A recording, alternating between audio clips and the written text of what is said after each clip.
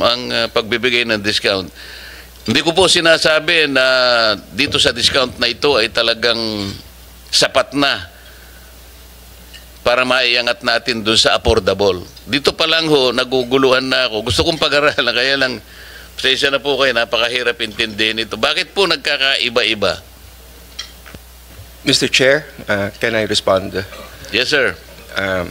Yung pong original na Lifeline program na ngayon ay pinatutupad pa, ito ay nadisenyo noong time na ina-unbundle natin ang rates ng mga distribution utilities. At ang nangyaring disenyo ay per distribution utility.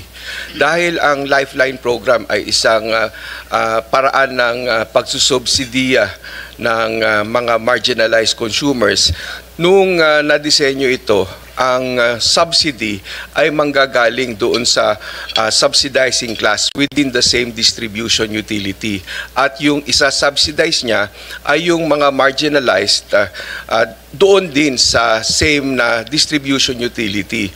May mga distribution utility na malalaki tulad ng Meralco na kung saan marami ang pwedeng panggalingan ng subsidy. Kaya nung dinisenyo siya, ang isang pamantayan naman na ginawa ay dapat yung subsidy charge o yung Lifeline subsidy charge will not exceed 10 centavos.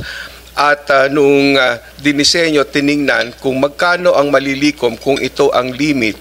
Nakita na sa halagang 10 sentimo na i-charge mo dun sa subsidizing class ng Meralco customers, maaari ka pong makapag-extend ng discount up to 100 kilowatt hours na konsumo ng mga marginalized or yung low consuming.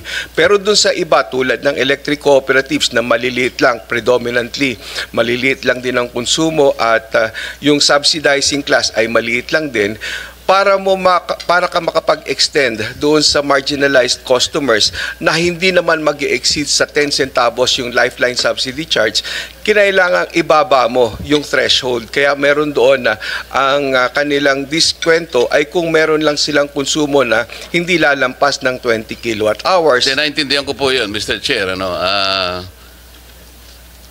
hindi ko po makuhang mabuti ay yung pinag-uusapan natin na Lifeline rate. Lifeline kasi, ibig sabihin talaga pantulong eh. Bakit ang Tarlac Electric Cooperative sa Limbawa nakakapagbigay, nasusundan niya yung sa Meralco na yung 20 kilowatt hours, 100% na ililibre niya. Katulad ng Meralco, bakit lahat na ay walang nakagawa ng gano'n? Isip-sipin po ninyo, yung Pampanga, mas malaki ito kaysa sa Tarlac. Hanggang 15 kilowatt hours lang ang 50% niya. Yun ang hindi ko makuha. Paano, pag sinabi po ninyong, halimbawa, yung 15 kilowatt hours na consumption ng isang household, yun lang ang bibigyan niya ng kalahati, 50%. Gaano po ba yun? Hindi po pang buhay yun eh. Hindi lifeline yun eh. Lalong-lalo naman yung iba, walang nakaano kahit isa. Ito, Cooperative Inc., Anteco, 16 to 20 kilowatt hours, 5%. Eh siguro po kung langgam lang ang pinag-uusapan natin, sa langgam pwede na po ito. Pero tao po itong mga ito. So paano po nakalampas sa inyong radar ito? Paano po natin masasabi na Lifeline rate?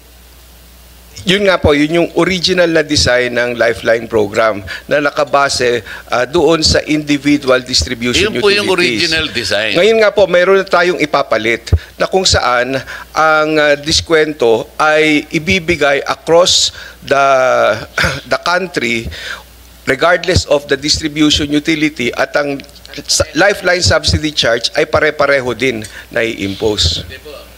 Ganito na lang. Yung proposal ko po, meron akong bill eh. Para po maging ganap na maramdaman ng bawat household, lalo na po yung mahirap. Ito po kasing Lifeline rate was intended for our poor people.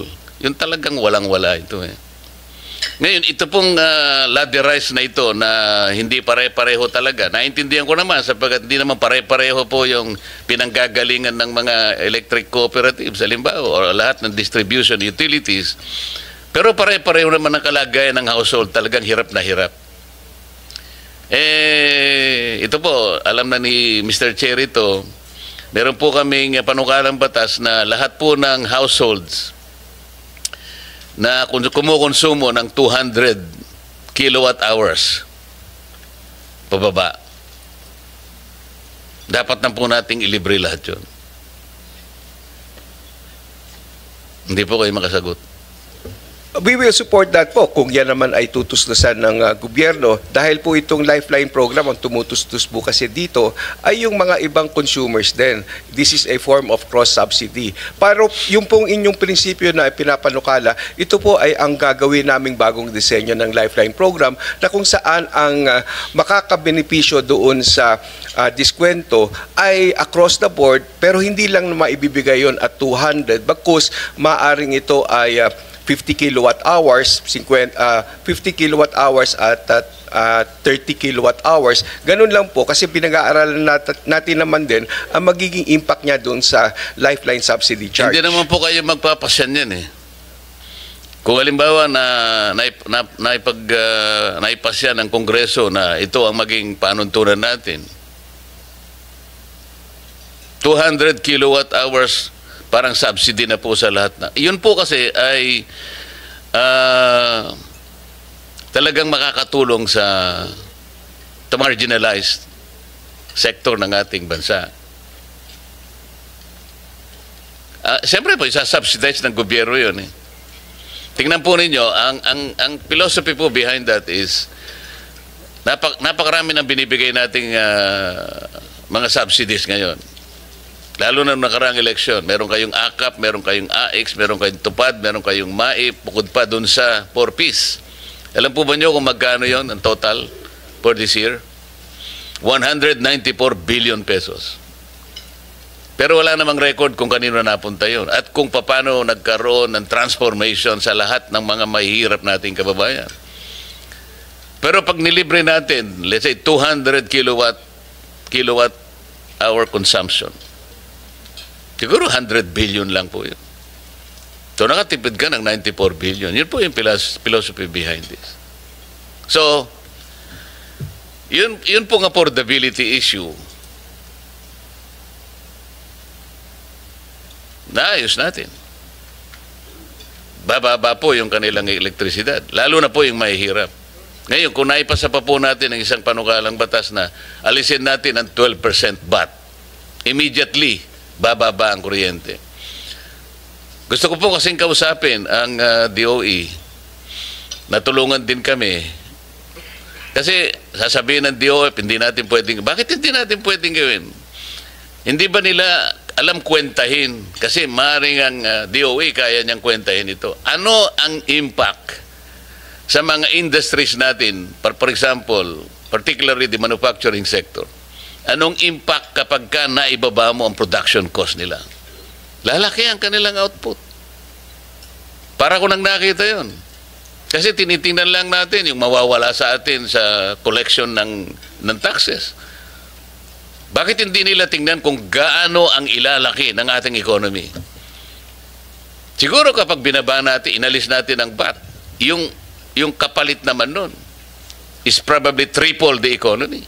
So, mas malaking buwis ang makukwenta. So, imbes na pag-usapan natin yung kawalan ng kusan, sabay ka kukuha ng kukolektahin ko dyan kapag sasabihin ko naman sa kanila, problema mo yun, ikaw ang taga-kolekta eh. Bakit mo akong problema niyan?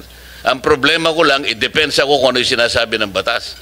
Affordable, transparent, reasonable, competitive. Eh, sinasabi ng IPIRA eh. Ba't mo kasi nilagyan ng VAT? Kaya nga naging exorbitant. Ang pinagmulan natin ay affordable. Ba't nyo nilagyan ng 12% VAT? Sino bang may idea nun, Mr. Chair? Wala naman dapat. Basahin po ninyo yung IPIRA in its original form. Wala talaga eh. Bigla na lang nagkaroon ng 6% VAT pagkatapos binigyan na naman ng another 6%. Kaya tanggalin natin yon. And then we will present a study na kapag ginawa natin yon, ang ating manufacturing sector talagang lalaki. Ito po yung problema. Bagsak po ang manufacturing natin. It is not contributing significantly to our economy. ang ating pong GDP is consumption-driven. Dapat production-driven. Imagine po nyo yung ating cement industry, Mr. Marasigan, Yusek Marasigan. 70% ng production cost is electricity, power. Kaya po hindi sila gumiginhawa. Ang nakikinabang po ang Vietnam. Ayun pong mga cold storage natin, kaya hindi tayo makaimbak ng pagkain natin. 60% is electricity. Subukan ninyong ibaba ang production cost by way of reducing the rates of electricity. Para ko nang nakita kung gaano ang threefold, maybe fivefold giginhawa ang ating economy. And then, from there, we can collect more taxes. Yun ang gusto naming i-present na alternative. O di, bumaba ang kuryente, tumaas ang economy. Dapat yun ang aralin natin.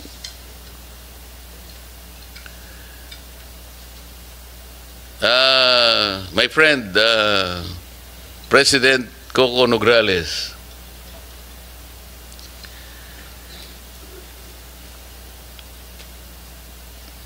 paano yung ano ba yung gusto kong